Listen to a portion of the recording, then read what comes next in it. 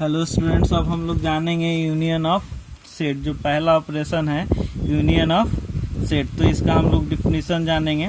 ये set of operation का ये पहला ऑपरेशन है।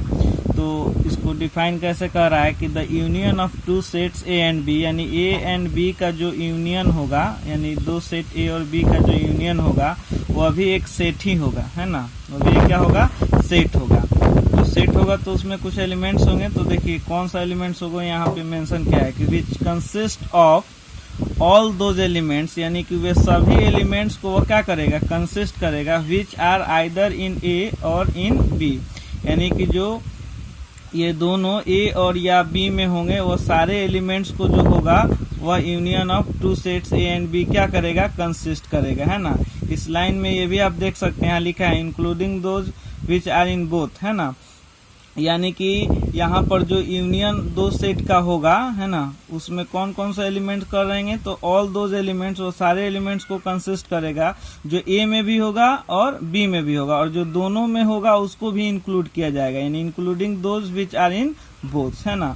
और उसको हम लोग सिंबल में यहाँ पे देख सकते हैं, ये सिंबल में लिखा हुआ है ना, सिंबल में लिखा हुआ है यहाँ पे, ये ए हुआ, ये बी हुआ, ए यूनियन बी हुआ। और इसमें कौन एलिमेंट्स होंगे? तो the set of all x such that, जो ए से भी बिलोंग्स करेंगे और एक्स बिलोंग्स टू बी। तो और का यहाँ पे मतलब ही हुआ कि जो भी एलिमेंट्स ए में होंगे और जो भी एलिमेंट्स बी में होंगे और फिर जो दोनों में होंगे वो सारे एलिमेंट्स को इसमें शामिल कर लिया जाएगा। फिर से देखें, जो भी एलिमेंट्स ए में होंगे और जो भी एलिमेंट्स बी में होंगे और जो दोनों में होंगे उन सबको यहाँ पर ले लिया जाएगा। ये और है ना। यहाँ पे और के लिए कभी कभी हम लोग ऐसा भी सिंबल दे देते हैं, ऐसा सिंबल भी हम लोग और के लिए क्या करते हैं? यूज करते हैं। यहाँ पर एक चीज नोट में लिखा हुआ है, आप लोग देख सकते हैं ना, नोट में यहाँ पे लिखा हुआ है कि common element of A and be taking at A time, यानी कि जो दोनों में कॉमन एलिमेंट्स होगा उसको तो लिया जाएगा, लेकिन टेकिंग एट ए टाइम, एक ही बार लिया जाएगा, इसलिए कि सेट में एलिमेंट्स जो होता है वो रिपीट नहीं करता है। तो हम लोग इसको सबसे पहले ना एग्जाम्पल पर समझने की कोशिश करेंगे, है ना। जैसे मान लीजिए कि यहाँ पर एक हम सेट ले लिए, जैसे कि एक सेट ले लिए ए, जो set of all natural number less than 4 हो गया, और एक सेट ले रहे हैं set of natural number greater than equal to 2 but less than और इक्वल टू 5, जो 2 के बराबर या 12 लेकिन 5 के बराबर या 5 से क्या होगा? छोटा होगा। अब इनका मान लीजिए कि यूनियन हमको निकालना है, ये हो गया यूनियन का सिंबल हो गया, ये बी हो गया, तो ये ऑपरेशन हुआ, ये ऑपरेशन है यूनियन, है ना। ये ऑपरेशन है यूनियन का, जो सेट के बीच में ये जो सिंबल देख रहे हैं, तो इसको डिफाइन किया गया है। ये यूनियन ऑफ क्या है? Sets A and B. इसको क्या पढ़ेंगे? यूनियन ऑफ, इसको क्या पढ़ेंगे? The union of sets A and B, union of set A and B, है ना। तो इसको कैसे डिफाइन किया गया है? तो यूनियन ऑफ जो क्या होता है, सेट ए एंड बी होता है, वो भी एक सेट ही होता है, इसलिए हम लोगों ने यहाँ पर एक सेट को सेट का जो है ना, यहाँ पे एक सिंबल ब्रेसेस के माध्यम से जो लिखा जाता है लिख दी, है ना, क्योंकि ये भी एक सेट होता है।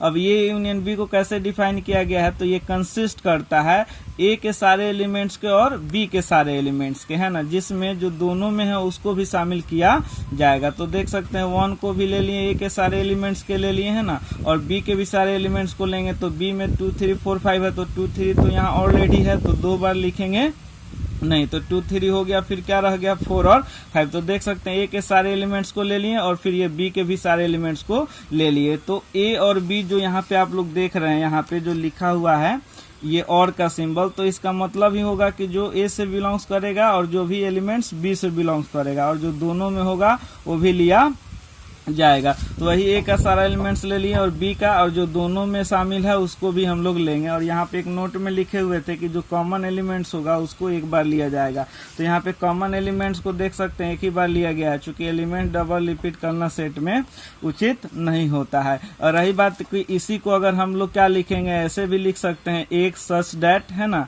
एक्स बिलोंग्स टू ए, और ये और का सिंबल है, ध्यान रखेंगे, और एक्स बिलोंग्स टू बी।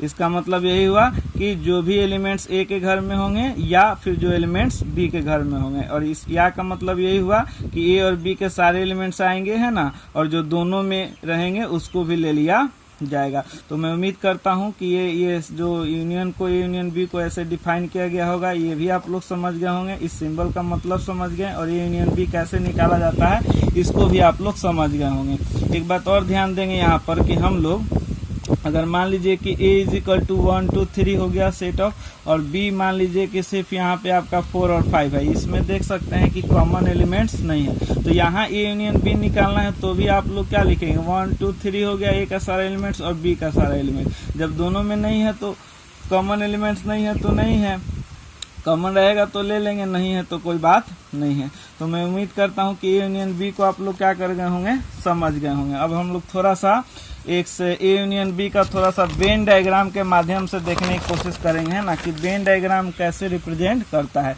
तो देख सकते हैं कि ये आपका ये रेक्टेंगल के शेप में जो होता है यूनिवर्सल सेट को रिप्रेजेंट करता है, और ये सर्कल के फॉर्म में जो देख रहे हैं शेप, ये सेट A को रिप्रेजेंट कर रहा है और ये सेट B को। और यहाँ पर देख सकते हैं कि ये जो इंटरसेक्शन है ना, ये इसलिए रखा गया है कि जो दोनों में होगा उसको हम लोग यहाँ पर लिखेंगे, है ना। तो A यूनियन B में कौन कौन आ रहा है, तो A का सारा एलिमेंट्स आ रहा है और B का भी सारा एलिमेंट्स आ रहा है, और जो दोनों में रह रहा है, ये दोनों में जो है उसको भी हम लोग ले रहे हैं। तो ये एक तरह का A यूनियन B का जो है वो वेन डायग्राम के माध्यम से रिप्रेजेंट किया गया है। एक तरह से मैं और आप लोगों को बतला दूं कि वेन डायग्राम के माध्यम से मान लीजिए इसको, अगर इसको हमको रिप्रेजेंट करना होगा, यहाँ पे आप देख सकते हैं ये जो लिखा हुआ है यहाँ पर A का वैल्यू जो set of all natural number less than 4 है, और ये B का जो वैल्यू देख रहे हैं, तो इसको अगर वेन डायग्राम के माध्यम से दिखाना होगा तो आपका क्या हो गया, ये यूनिवर्सल सेट हो गया, और ये आपका क्या हो गया, यहाँ पर ये A हो गया, और ये आपका क्या हो गया, आपका B हो गया, है ना। तो यहाँ पर इसको A लिख दिए और इसको B लिखे। तो सबसे पहले ये देखिए, ये वाला पार्ट जो है वो कॉमन एलिमेंट्स के लिए है, यानी कि जो कॉमन एलिमेंट्स होगा तो इसमें लिखेंगे, नहीं होने पर छोड़ देंगे इसको। तो इसमें कॉमन एलिमेंट्स कौन कौन है देख सकते हैं, इसका 2 और 3 है। तो सबसे पहले इसमें 2 लिख दिए और फिर क्या लिख दिए, 3 लिख दिए, है ना। इसमें 2 और 3 है, ध्यान रखेंगे, है ना, यहाँ पे डॉट रहेगा। उसके बाद में A में 2 3 के अलावा कौन रह गया, 1, तो यहाँ पे 1 लिख दिया ऐसे, फिर यहाँ डॉट दे देंगे। फिर B में देख सकते हैं कि 2 3 तो यहाँ पे हो गया, ये कॉमन वाला हिस्सा में दोनों का दे दिए, फिर 4 5 हो गया, तो ये आपका 4 हो गया और यहाँ पे ये 5 हो गया। तो इस तरह से आपका ये जो हुआ A यूनियन क्या हो गया, B हो गया। तो मैं उम्मीद करता हूँ कि वेन डायग्राम के माध्यम से भी समझ गए होंगे A यूनियन B कैसे रिप्रेजेंट किया जाएगा।